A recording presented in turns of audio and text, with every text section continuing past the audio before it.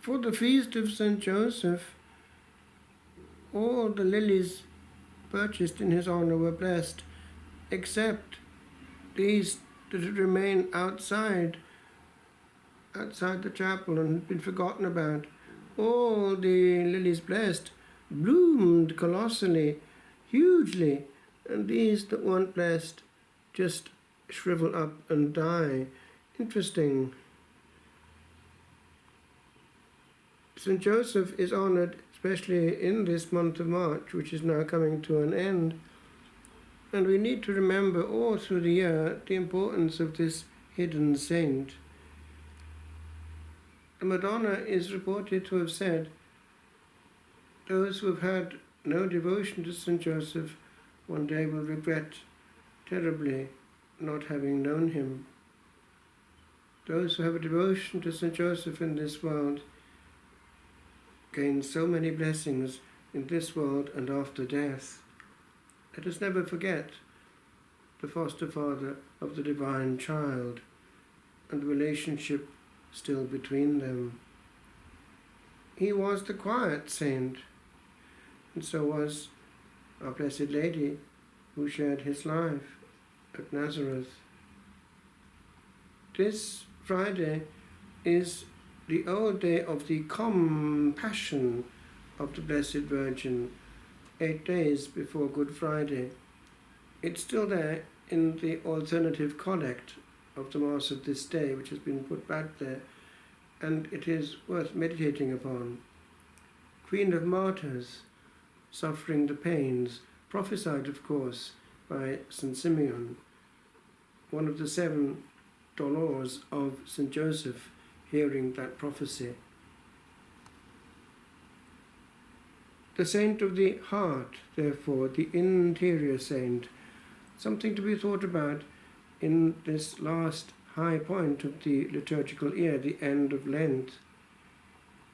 Passing our time inside and not outside our own skin, able to live in the temple of the soul and therein to hear the still small voice.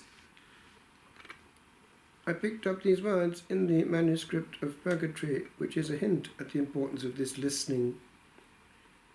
Jesus will soon tell you himself what he wants of you.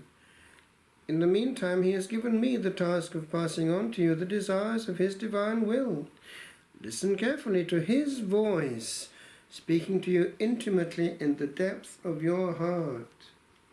Refuse him nothing, and you'll win everything, because if you're generous, he'll be so even more, and much more. You've already had proofs of it. In Lent, the desert time of the year, these thoughts come back in a big way. The 10 years of complete listening in France, in solitude and silence, still reverberate in the depths of the soul. How beautiful a life without words is, where the Word himself is well heard. Voices. There are too many voices in the land of solitude. There is a heavy sound upon the mind that here did choose to stand alone upon the world, for here unbound are all the minds of others that pass by. And I am not alone when all alone, with words that linger still, and still I sigh for days that come no more, that I did own.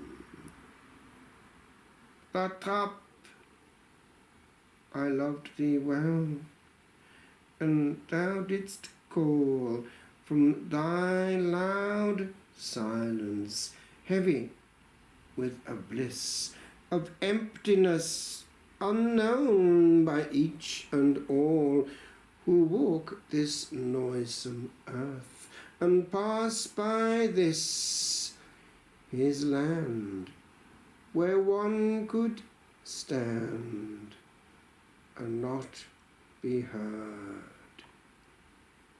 In death well sealed, that leaked not once a word.